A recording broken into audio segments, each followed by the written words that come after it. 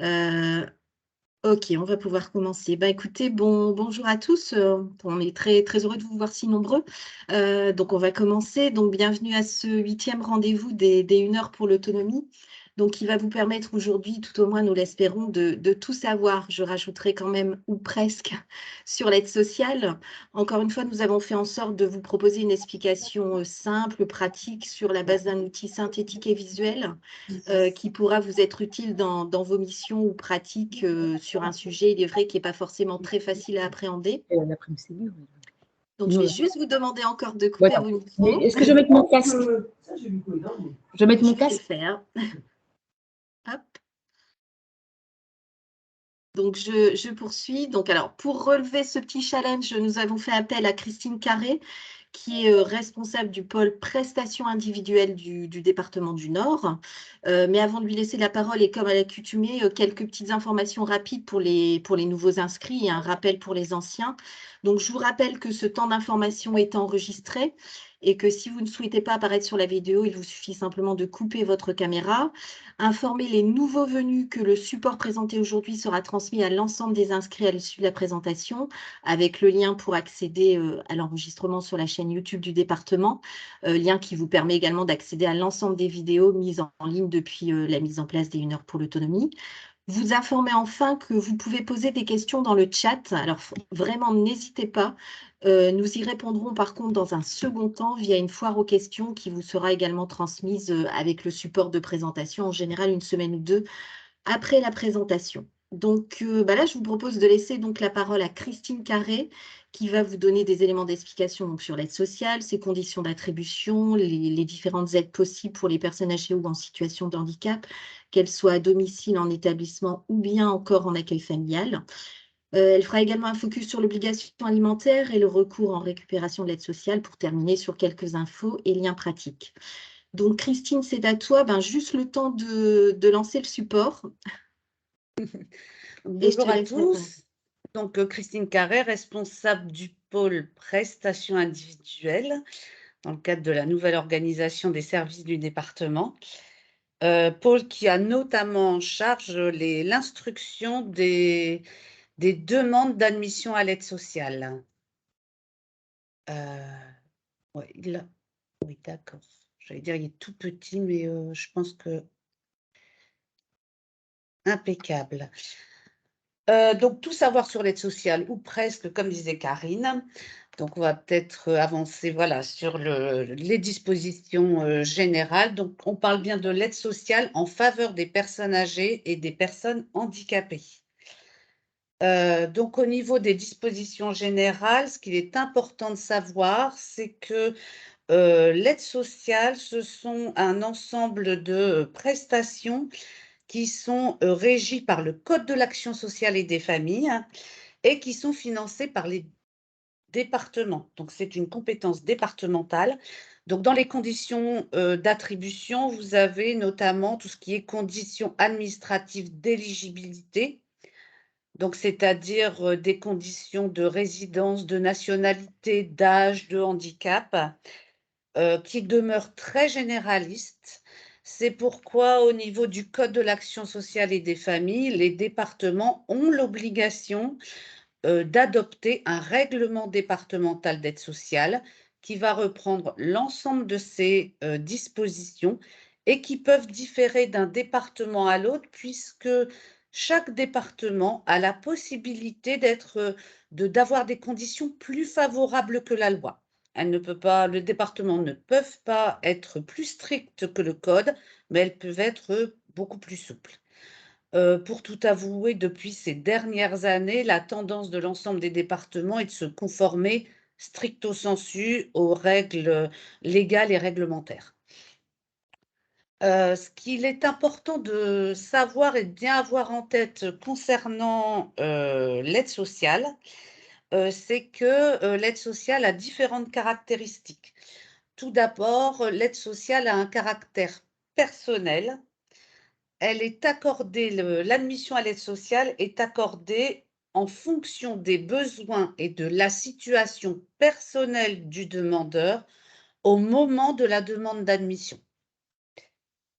Ensuite, il y a un caractère qui est temporaire et révisable, c'est-à-dire que les personnes peuvent demander à ce qu'on revoie leur situation, notamment dans l'hypothèse où ils ont une diminution de leurs ressources. Donc, en général, nous interpellent moins s'ils ont une augmentation de leurs ressources, bien sûr. Et également, ça peut être à l'initiative du département.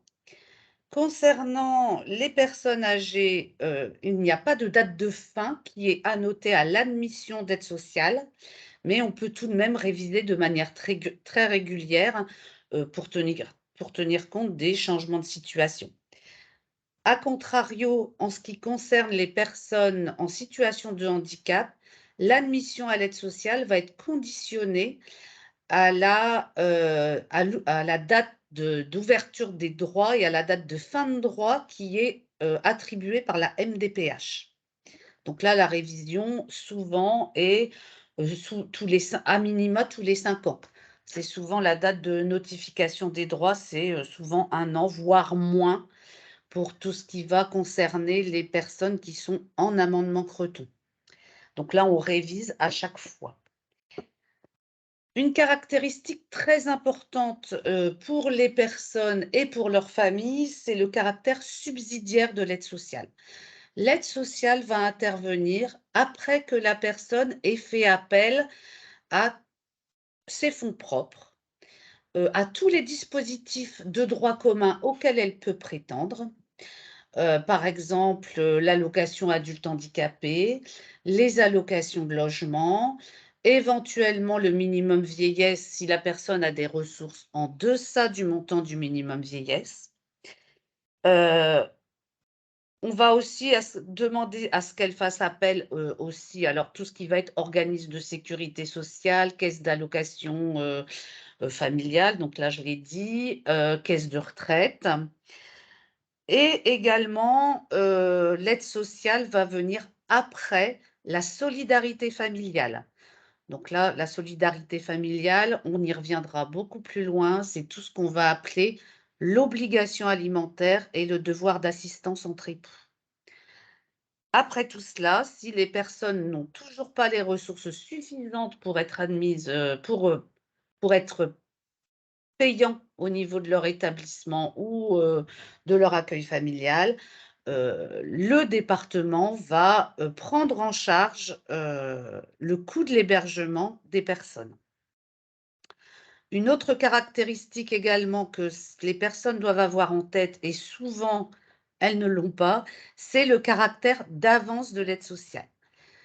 Le caractère d'avance, c'est-à-dire que les sommes qui sont allouées par le département au titre de l'aide sociale vont être récupérées soit au moment de la succession du bénéficiaire, soit de leur vivant. Ça va dépendre de leur statut, on y reviendra plus tard.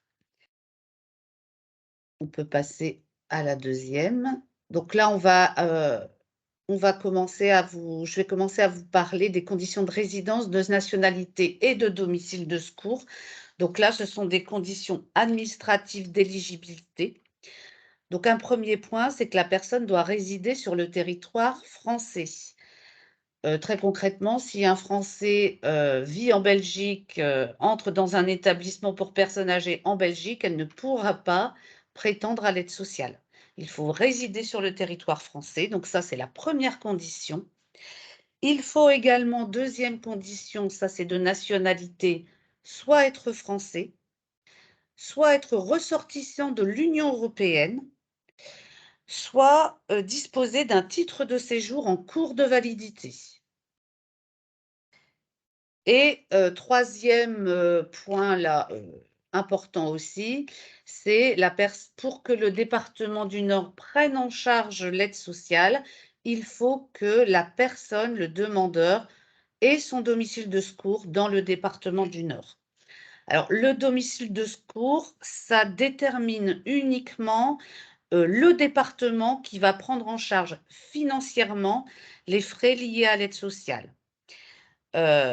Donc, ce domicile s'acquiert par une résidence habituelle, volontaire et ininterrompue de 3 mois au sein d'un département.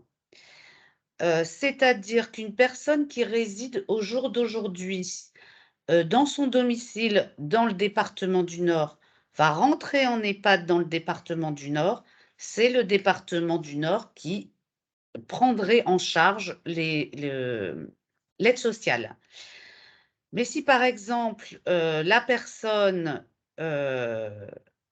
quitte le département du Nord, va vivre 4 mois chez ses enfants dans le Pas-de-Calais par exemple, entre dans un établissement pour personnes âgées au sein du département du Nord, là, c'est le département du Pas-de-Calais qui va prendre en charge financièrement l'aide sociale. Donc, c'est parfois un petit jeu de inspecteur gadget pour déterminer où est le domicile de secours de la personne avant son entrée en établissement. Et ce qu'il faut savoir, c'est que les établissements sanitaires, sociaux, médico-sociaux et la résidence chez un accueillant familial agréé ne sont pas acquisitifs du domicile de secours. C'est vraiment un domicile qui est propre ou chez un tiers ou chez ses enfants. Alors, au niveau de l'aide sociale, on distingue les aides sociales en hébergement et les aides sociales à domicile.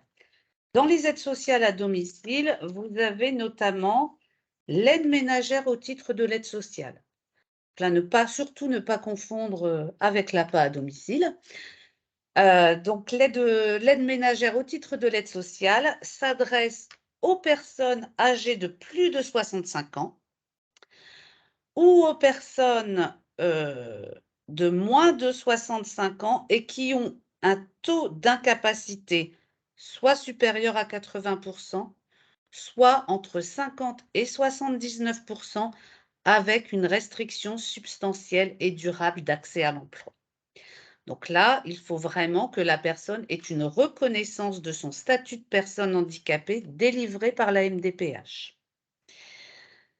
Ça, ce sont une condition d'âge ou de handicap.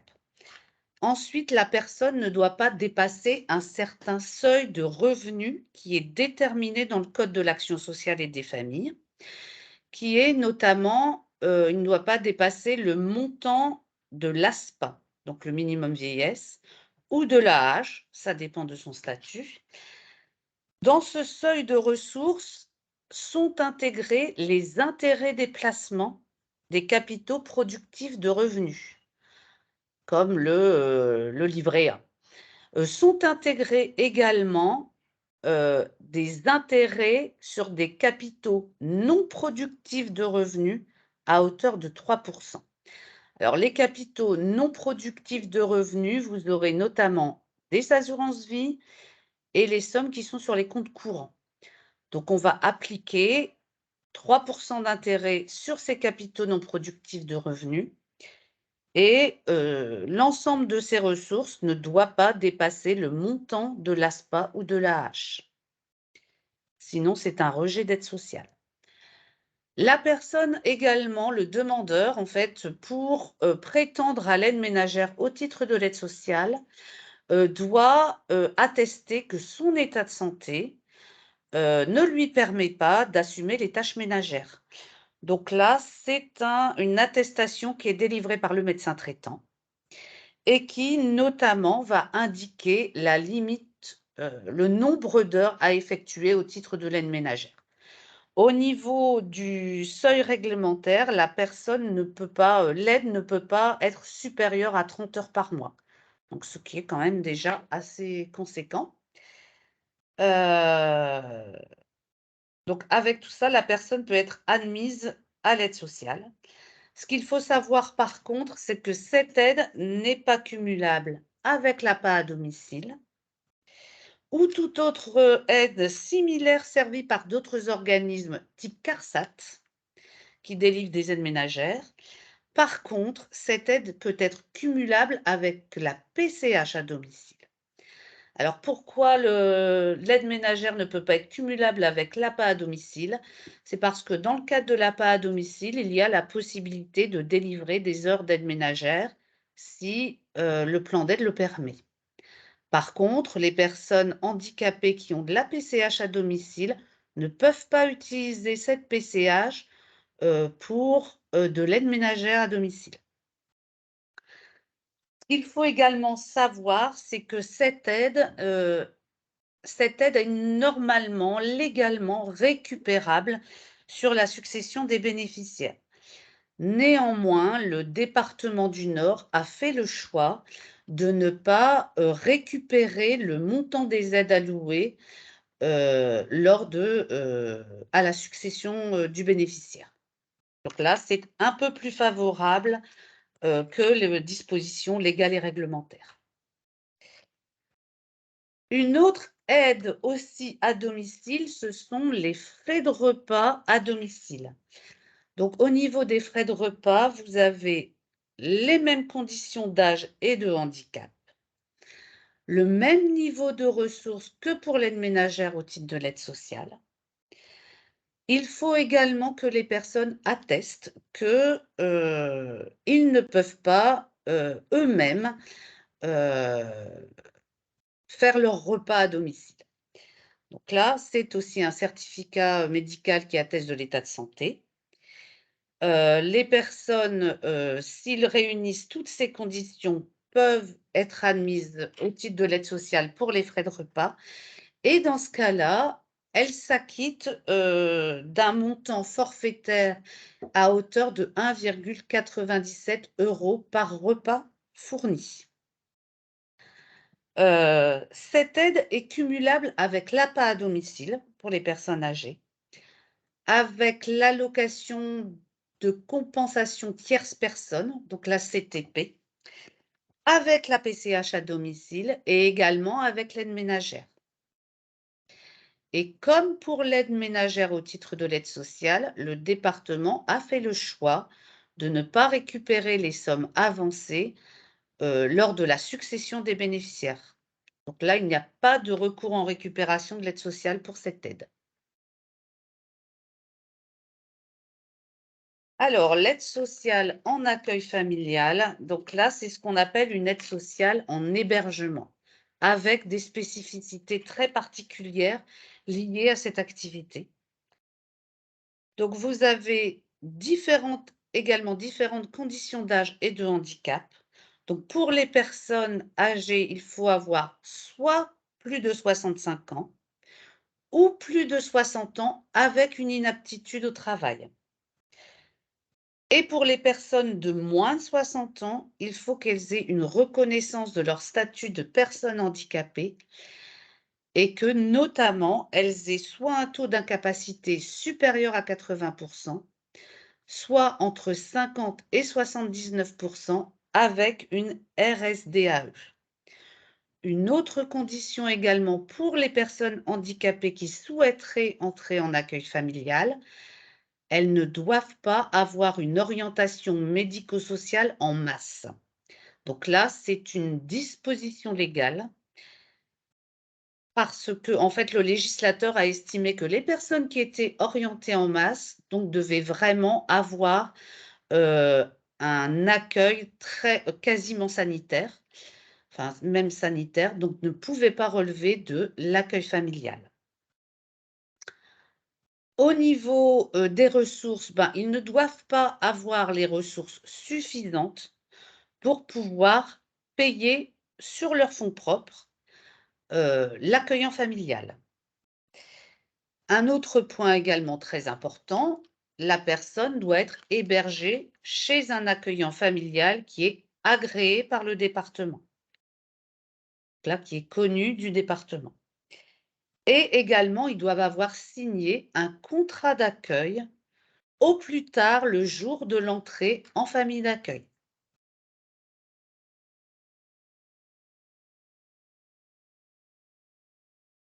Donc, au niveau de l'accueil familial, le contrat donc, doit être signé et au sein de ce contrat est stipulé le montant de la rémunération de l'accueillant familial, qui est très normé. Pour faire un peu un parallèle pour celles et ceux qui ont des enfants, ça se rapproche, les modalités de rémunération se rapprochent de celles des assistantes maternelles. Donc, il y a différentes, comment dirais-je, différents, je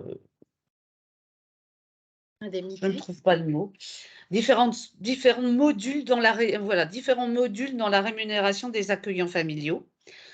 Donc, vous avez d'une part la rémunération journalière pour service rendu, qui est là le socle de la rémunération de l'accueillant familial, qui doit être d'un minimum de 2,5 SMIC horaires par jour.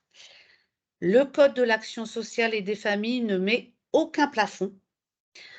Néanmoins, le département du Nord, dans son règlement départemental, a opté pour un maximum de 3 SMIC horaires par jour. À cela s'ajoute une indemnité pour congé payé qui est de 10%. Ensuite, une indemnité en cas de sujétion particulière. Donc là, qui est une indemnité qui n'a absolument rien d'obligatoire, mais qui doit être liée à une présence plus particulière de l'accueillant familial auprès de ces personnes accueillies. Ça peut être lié notamment au degré de perte d'autonomie ou de niveau de handicap de la personne qui va nécessiter une présence renforcée de l'accueillant familial. Donc ce niveau de suggestion particulière est normé au travers d'une grille d'évaluation qui est à remplir par le médecin traitant de la personne accueillie et qui va déterminer le montant de ces suggestions particulières. Vous avez ensuite une indemnité pour frais d'entretien qui doit être comprise entre 2 et 5 fois le minimum garanti. Cette indemnité correspond aux frais liés à l'alimentation, au blanchissage, et également ça peut être comment dirais-je? Ça peut être aussi lié notamment au blanchissage. L'accueillant familial peut demander une indemnité plus forte, notamment si les personnes sont incontinentes, ce qui engendre beaucoup plus de frais de blanchissage. Et il y a également lié là-dedans les frais liés à l'énergie, à l'eau. Et ensuite, le 4e module, on va dire, de cette rémunération, c'est l'indemnité de mise à disposition de la pièce réservée à la personne accueillie, c'est-à-dire la chambre qui va être mise à disposition de la personne. Donc là, il y a un minimum de 9 mètres carrés et il n'y a pas de montant maximum. Donc là, l'indemnité va être déterminée en fonction de la superficie réelle de la pièce qui est réservée à cette personne, à la personne accueillie. Tout ça constitue la rémunération de l'accueillant familial. Pour ce faire,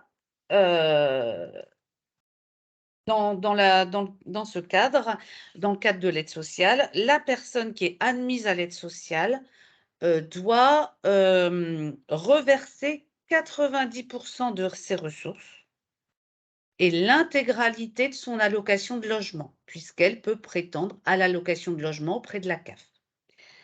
Elle conserve uniquement 10% de ses ressources auxquelles s'ajoute 1% du montant annuel de l'ASPA. À ce niveau-là, et à contrario de l'aide sociale en établissement, il n'y a pas de distinguo de fait entre les personnes âgées et les personnes handicapées. La personne handicapée, là, ne conserve pas 30% de l'âge, elle va conserver 10% de ses ressources. Donc là, c'est une spécificité de l'accueil familial et qui est notamment intégrée dans le Code de l'action sociale et des familles. Ce n'est pas une disposition spécifiquement nordiste. L'allocation d'accueil familial, donc au titre de l'aide sociale, est cumulable avec l'APA à domicile, la PCH à domicile et la CTP. Il faut savoir que ces 3 prestations, l'une des 3 prestations, sera prioritaire sur la demande d'aide sociale, conformément au caractère subsidiaire de l'aide sociale. Il faut déjà plutôt demander l'APA à domicile ou demander la PCH à domicile Et si ces deux prestations augmentées des ressources propres du demandeur ne suffisent pas, alors là, la personne peut demander son admission à l'aide sociale pour l'accueil familial. Important aussi à savoir, c'est que l'aide ménagère au titre de l'aide sociale et les frais de repas au titre de l'aide sociale ne sont pas cumulables avec l'allocation accueil familial. Effectivement, dans la mesure où le ménage et les frais de repas font partie du travail de l'accueillant familial. Ce qu'il faut savoir également là, c'est que c'est une aide qui est récupérable par le département dès le premier euro engagé, conformément au recours en récupération de l'aide sociale. Donc là, c'est vraiment une l'accueil familial est quand même relativement développé dans le département du Nord, surtout dans le sud du département, mais tout de même, hein, ça existe, ça a le mérite d'exister. Donc l'aide sociale à l'hébergement. Donc là, l'aide sociale à l'hébergement pour les personnes âgées. Donc là, c'est-à-dire ça va être les EHPAD, les USLD et les résidences autonomie. Donc ce sont des établissements pour les personnes âgées. Il y a différentes conditions. Donc d'une part, soit être âgé de plus de 65 ans ou de plus de 60 ans avec une inaptitude à l'emploi. Donc là, ce sont les conditions d'admission à l'aide sociale. Ça n'empêche pas la condition d'entrée en établissement. Une personne âgée de 62 ans sans être inapte au travail peut entrer en EHPAD, mais elle devra payer sur ses fonds propres. Là, pour être admis à l'aide sociale, il y a déjà cette condition d'âge.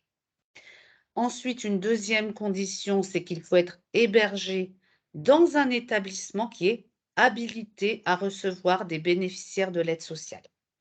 Vous avez 3 sortes d'établissements. Soit les établissements totalement habilités, c'est-à-dire que sur leur nombre de places, par exemple 50 places, ils vont pouvoir accueillir sur la totalité de leurs places des bénéficiaires de l'aide sociale. Dans ce cas-là, le prix de journée est déterminé par le département du Nord. Ensuite, vous avez des établissements qui sont partiellement habilités à l'aide sociale. C'est-à-dire que sur l'intégralité de leurs places, il n'y a qu'une fraction qui est réservée à des bénéficiaires de l'aide sociale. Et dans ce cas-là, c'est un prix moyen territorial qui est fixé par le département du Nord et qui s'appliqueront aux bénéficiaires de l'aide sociale.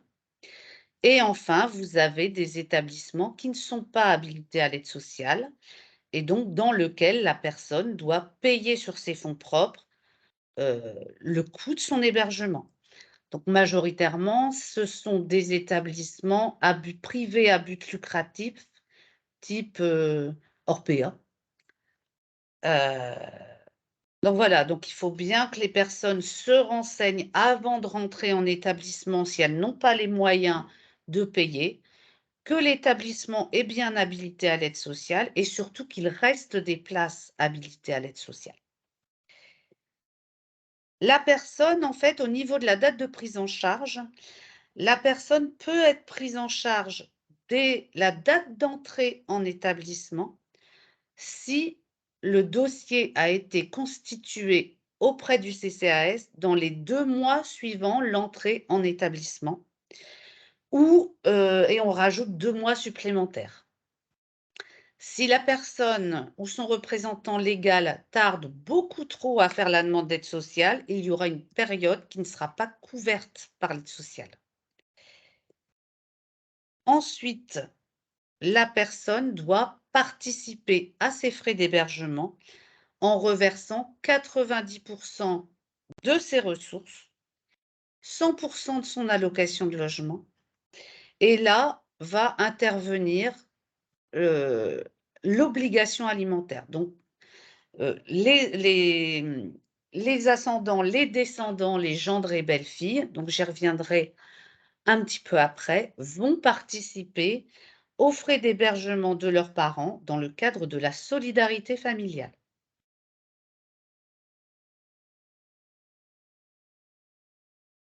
Pour les personnes en situation de handicap, là, il y a des conditions non pas d'âge ici, mais d'incapacité. Donc la personne doit, avoir une orientation médico-sociale en cours de validité correspondant à son établissement d'accueil. Par exemple, la personne qui, a une orientation, en masse et qui veut rentrer en foyer d'hébergement, ça ne va pas être possible. Il faut qu'elle ait vraiment l'orientation qui correspond, à son foyer, à son établissement d'accueil. Maintenant, les notifications qui sont établies par la MDPH sont beaucoup moins, comment dirais-je? Précises, mais c'est mieux. Vous avez soit des états ils vont dire on va distinguer uniquement les établissements non médicalisés, où là, vous avez les foyers d'hébergement et les foyers de vie. Les établissements partiellement médicalisés, où vous avez les établissements d'accueil médicalisés, donc les femmes. Et ensuite, une troisième catégorie qui concerne exclusivement les MAS, sont les établissements médicalisés. Donc là, si une personne souhaite rentrer en foyer de vie, il faut qu'elle ait une orientation pour un établissement non médicalisé. Il faut également, comme pour les personnes âgées, que l'établissement soit habilité à recevoir des bénéficiaires de l'aide sociale. Pour les établissements pour personnes handicapées, ils sont tous habilités à recevoir des bénéficiaires de l'aide sociale. Donc c'est, une condition, mais sans vraiment en être une. Au niveau de la date de prise en charge, c'est pareil que pour les personnes âgées. Il faut que, pour qu'il y ait une prise en charge, à la date d'entrée en établissement, il faut que la personne ait déposé son dossier dans un CCAS dans les 2 mois suivant l'entrée en établissement.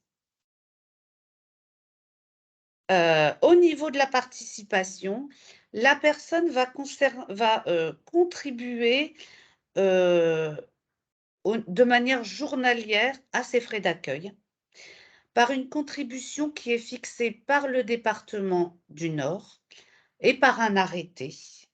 Et cette contribution, journalière va dépendre, de la situation, personnelle, familiale, et financière de la personne handicapée. Par exemple, une personne qui, va uniquement avoir de l'AAH va contribuer peu à ses frais d'hébergement. Sa contribution sera moindre qu'une personne, notamment, qui va être travailleur en ESAT. Donc là, ces contributions sont fixées à chaque fois que, le montant de l'AAH, va, augmenter. Ce qu'il faut savoir, c'est que la personne handicapée doit disposer à minima de 10 des ressources et ce 10 des ressources doit être à minima de 30 du montant de l'AAH.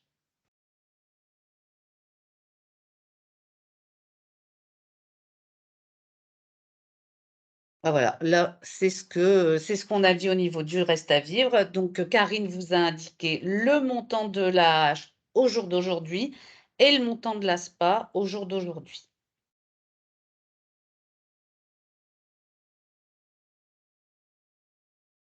Alors, on va aborder l'obligation alimentaire. Donc, l'obligation alimentaire concerne exclusivement les personnes âgées bénéficiaires de l'aide sociale. Donc, les personnes âgées bénéficiaires de l'aide sociale qui sont en hébergement. Et au jour d'aujourd'hui, exclusivement ces personnes qui sont en établissement. Donc en EHPAD, en USLD et en résidence autonomie. Alors, l'obligation alimentaire, relève avant tout des dispositions du Code civil. Les dispositions sont aussi dans le Code de l'action sociale et des familles. Donc, que dit le Code civil? C'est que les ascendants, les descendants, les gendres et belles-filles doivent assistance à leurs parents dans le besoin. Donc ça, alors au niveau des ascendants, je dois vous avouer que c'est extrêmement rare d'avoir un ascendant qui est tenu à l'obligation alimentaire pour son parent qui est en EHPAD. Ça nous est arrivé qu'une seule fois. Par contre, les descendants gendre et belle-fille, oui, là bien sûr. Ce qu'il faut savoir, c'est qu'au niveau du département du Nord, on s'est arrêté aux enfants. D'autres départements vont aller chercher les petits-enfants. Le code civil ne précise pas où on peut s'arrêter dans les descendants. Et au niveau des gendres et belles-filles, ce sont les gendres et belles-filles issus des liens du mariage. L'obligation alimentaire ne va pas concerner les conjoints des enfants du demandeur quand ils sont pacsés ou en concubinage. Il n'y a pas de liens familiaux stricto sensu au niveau du code civil. Ce qu'il faut savoir également, c'est que le conjoint resté à domicile est tenu au devoir d'assistance envers son conjoint qui est dans le besoin et donc qui est demandeur de l'aide sociale. Là, on est dans le cadre des devoirs du mariage. Euh, il n'y a pas, il n'existe pas de barème national pour l'obligation alimentaire, ce qui est bien dommage. Ça fait que chaque département va fixer sa propre règle de calcul pour faire une proposition d'obligation alimentaire. C'est pour ça que vous avez souvent et même toujours des différences de montant d'un département à l'autre pour une même situation familiale. Donc, ce qu'on va demander aux obligés alimentaires, c'est notamment, on va lui demander le montant de ses ressources. Donc, on va lui demander son revenu, sa feuille de déclaration d'impôt, son avis d'imposition. Et on va demander également si ses taxes foncières et ses taxes d'habitation. Bon, pour la taxe d'habitation, pour le coup, maintenant, ça n'existe quasiment plus. Et c'est sur cette base qu'on va faire une proposition de montant d'obligation alimentaire. Le département du Nord, enfin le département, les départements tout court, ne peuvent faire qu'une proposition d'obligation alimentaire. Donc on fait une proposition aux obligés alimentaires, donc aux enfants, aux gendres et belles-filles. Et ces personnes vont nous renvoyer un engagement de paiement, donc par lequel ils s'engagent à verser une certaine somme par mois. Si les obligés ne répondent pas à la demande du département, ou si la proposition est très inférieure à ce que le département a pu proposer, là, on va saisir le juge aux affaires familiales, qui est lui seul peut imposer un montant d'obligation alimentaire. Donc là, le JAF va fixer le montant de l'obligation alimentaire et ce montant va s'imposer au département et va s'imposer aux obligés alimentaires. Il existe des exonérations d'office pour l'obligation alimentaire qui sont listées dans le Code de l'action sociale et des familles, également, je pense, dans le Code civil. Donc, les obligés alimentaires potentiels sont exonérés d'office s'ils sont pupilles de l'État, si les parents ont été déchus de leur autorité parentale, donc là, déchus de l'autorité parentale vraiment par un jugement. Également, si les enfants ont été placés au moins 36 mois cumulés au cours des 12 premières années de leur vie au titre de l'aide sociale à l'enfance. Donc là, c'est vraiment très, très normé, très strict. Pour tous les autres cas, les personnes ne sont pas exonérées d'office.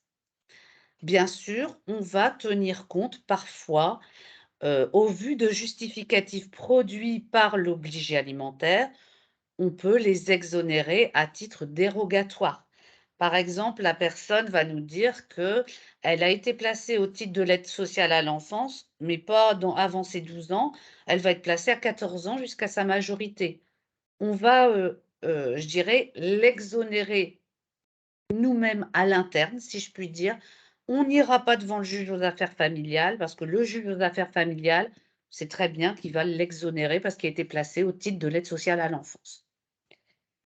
Donc il y a des formes d'exonération, je dirais, négociées entre le département et les obligés alimentaires. Au niveau de la fin de l'obligation alimentaire va prendre fin soit en cas de sortie du dispositif du bénéficiaire. Donc là, par exemple, une sortie d'établissement, donc pour un retour à domicile, par exemple, ou plus vraisemblablement en cas de décès. Donc là, l'obligation alimentaire prend fin le jour du décès du bénéficiaire ou le jour de la sortie d'établissement du bénéficiaire. Pour les gendres et belles-filles, leur obligation alimentaire va cesser envers leurs beaux-parents en cas de divorce dûment prononcé, pas en cas de séparation, vraiment en cas de divorce dûment prononcé et dûment jugé. Également, l'obligation alimentaire des beaux-enfants peut prendre fin si l'enfant du bénéficiaire est décédé et si aucun enfant vivant n'est issu de l'union, s'il n'y a plus d'enfants vivants issus de l'union. C'est-à-dire qu'une belle-fille qui est veuve peut être toujours tenue à l'obligation alimentaire envers sa belle-mère, son ex-belle-mère, si elle a des enfants issus de son union avec son conjoint décédé. Donc ça ne s'arrête pas. Donc parfois, c'est un petit peu, on a parfois des situations un petit peu compliquées à ce niveau-là. En ce qui concerne le conjoint qui est resté à domicile, donc là, on est plutôt sur le devoir d'assistance entre époux. Lui, il est tenu d'apporter sa contribution. Et au niveau du Code de l'action sociale et des familles, on peut à minima lui laisser le montant de l'ASPA, c'est-à-dire 936 € si mes souvenirs sont bons. Au niveau du département du Nord, on est un petit peu plus généreux. On va laisser au conjoint à domicile 120% de l'ASPA, qui est environ 2100 €. C'est-à-dire que le conjoint qui est resté à domicile, qui a par exemple une retraite de 2000 €, va devoir reverser à son conjoint en établissement la différence entre 120% de l'ASPA et le montant de sa retraite, c'est-à-dire la différence entre 1100 € et 2000 €. Il va devoir reverser 900 € à son conjoint resté à domicile. Donc là, c'est un petit peu plus sévère parfois que l'obligation alimentaire. Et c'est au niveau des juges aux affaires familiales, quand on va devant le JAF, il examine d'abord la situation du conjoint resté à domicile et sa possibilité d'assister son conjoint en établissement avant de déterminer le montant des obligations à domicile. Des obligations alimentaires, pardon. Donc là, c'est un peu, j'espère que c'est pas trop compliqué pour vous. Alors, les recours en récupération de l'aide sociale. Donc, les recours en récupération de l'aide sociale vont être distincts si le bénéficiaire est une personne âgée ou une personne en situation de handicap. Pour les personnes handicapées, l'établissement ne peut agir que dans le cadre de la succession du bénéficiaire et uniquement si les héritiers ne sont pas ses parents, son conjoint, ses enfants ou la personne ayant assumé la charge effective et constante du bénéficiaire.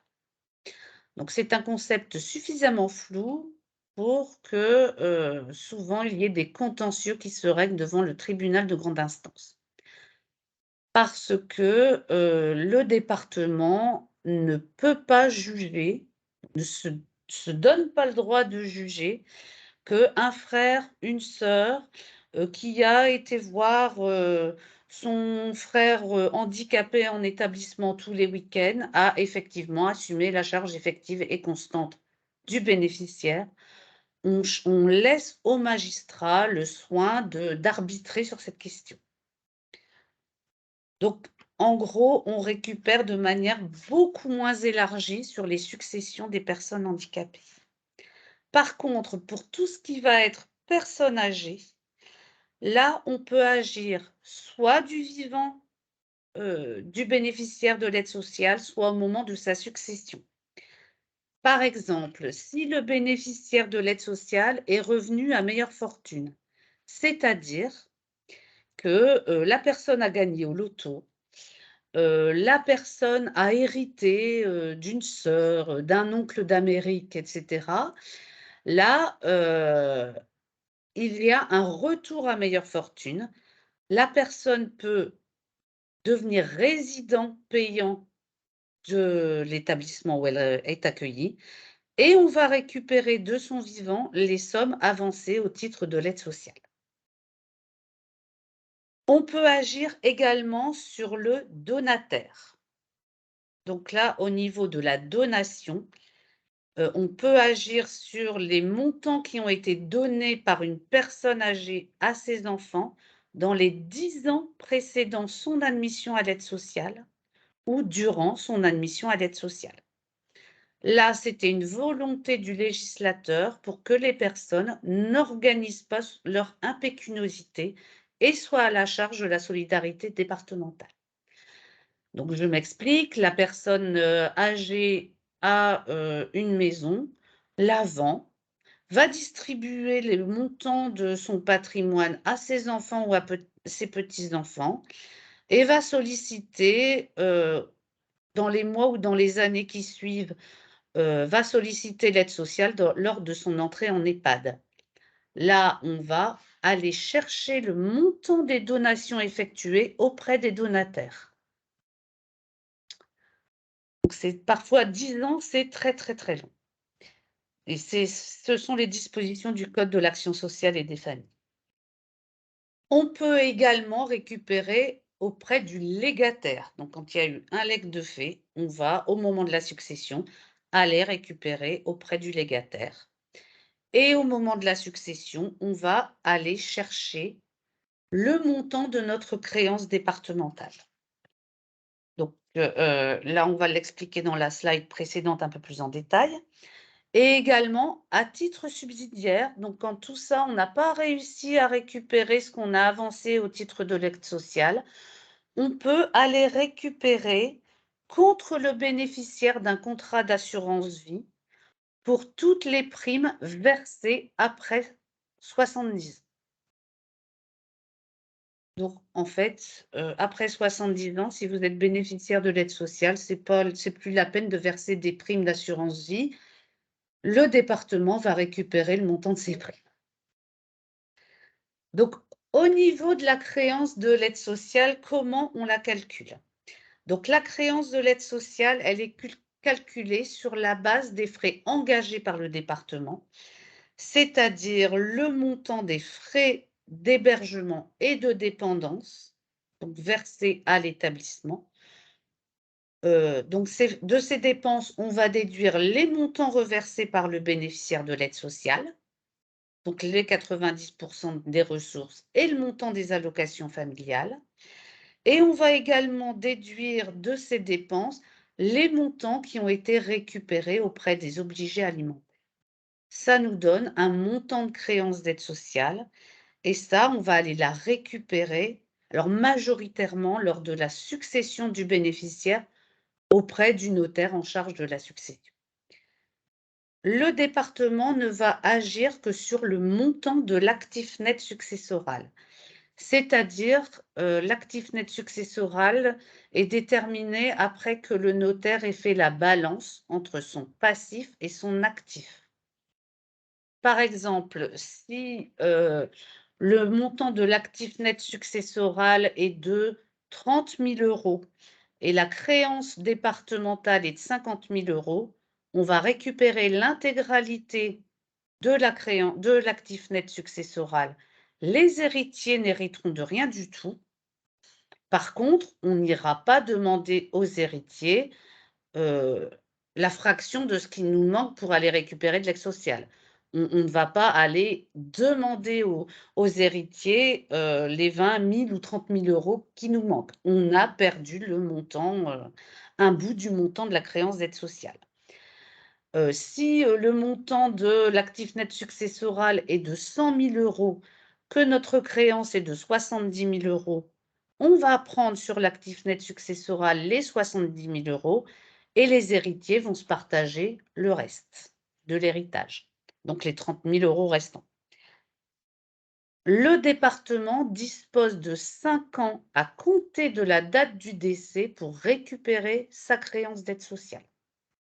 Après, la créance est réputée perdue.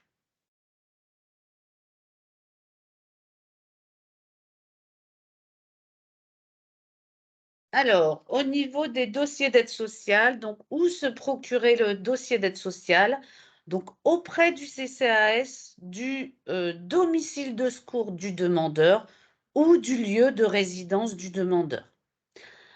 Il n'est pas nécessaire si la personne était habitée le Quesnoy et que son représentant légal est sur la métropole lilloise, le dossier d'aide sociale n'a pas une obligation à être retiré ou déposé au CCAS du domicile de secours. C'est dans un CCAS.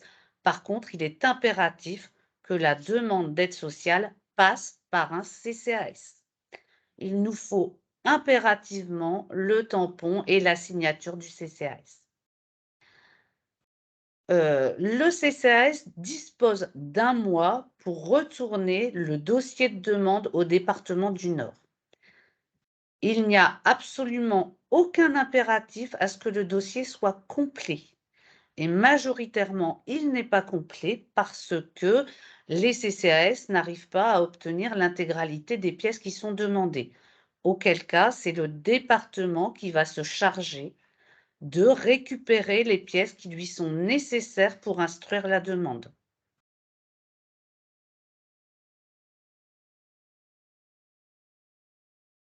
Donc, le dossier peut être constitué soit par le demandeur lui-même, ce qui est assez rarement le cas, soit par son représentant légal, soit éventuellement par une assistante sociale, un travailleur social qui peut assister ou constituer le dossier de demande d'aide sociale. Au niveau du délai d'instruction, à contrario de l'APA, on n'a pas de délai légal d'instruction. Sur les dossiers, les demandes d'aide sociale à domicile, là, il y a peu de pièces et il n'y a pas d'obligation alimentaire, donc c'est rapide. Si les dossiers sont complets, ça va très vite. Par contre, sur les dossiers de demande d'admission à l'aide sociale pour les personnes âgées, ça peut être beaucoup plus long parce que ça va beaucoup dépendre de la collaboration ou de la non-collaboration des obligés alimentaires potentiels, du fait qu'ils fournissent ou non leurs ressources. Parce que, par exemple, souvent, on n'a pas les ressources du demandeur et on doit interpeller les caisses primaires d'assurance maladie, les services fiscaux. Et s'ils ne coopèrent pas, c'est devant un juge aux affaires familiales, ce qui peut être un peu long, quoi. Donc voilà, donc il n'y a pas de délai parfois, donc oui, c'est un petit peu long sur certains dossiers. Pour votre complète information, donc là, vous avez en accès sur le site internet du Nord le règlement départemental d'aide sociale. Pour les obligés alimentaires, et là, je pense notamment peut-être aux collègues qui travaillent en CCAS, il y a un simulateur de calcul de l'obligation alimentaire sur le site internet du Nord. Si les gens rentrent correctement les informations qui leur sont demandées, ils auront le montant précis de la proposition qui sera faite par le département du Nord.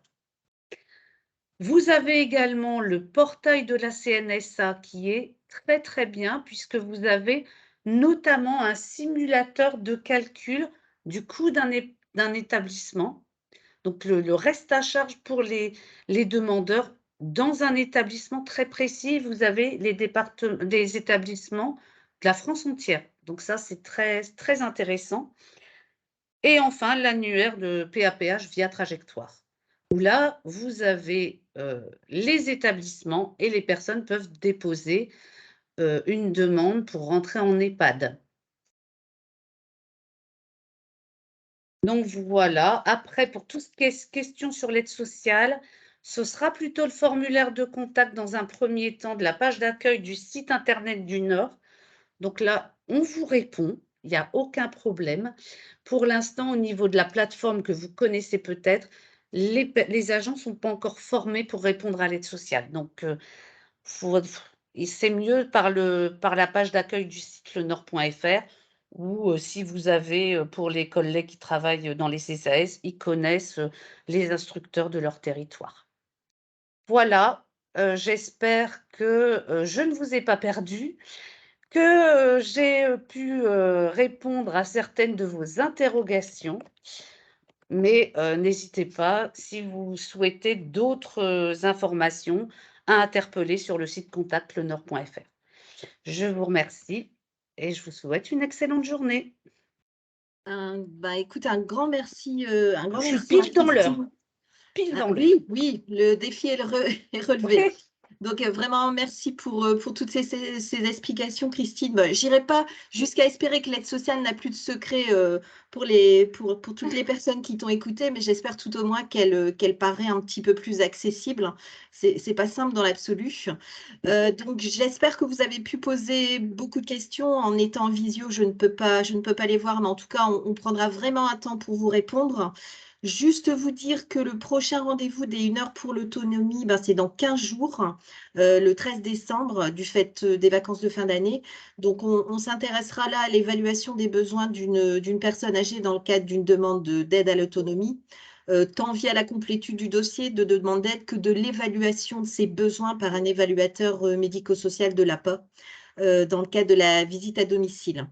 Donc, on est pile à l'heure. Il me reste à vous remercier pour votre présence si nombreux aujourd'hui et à vous souhaiter, Emeline Descarpentries se joint à moi, à vous souhaiter un bon appétit, une bonne journée. Et donc, on se dit à très bientôt. À bientôt. Au revoir.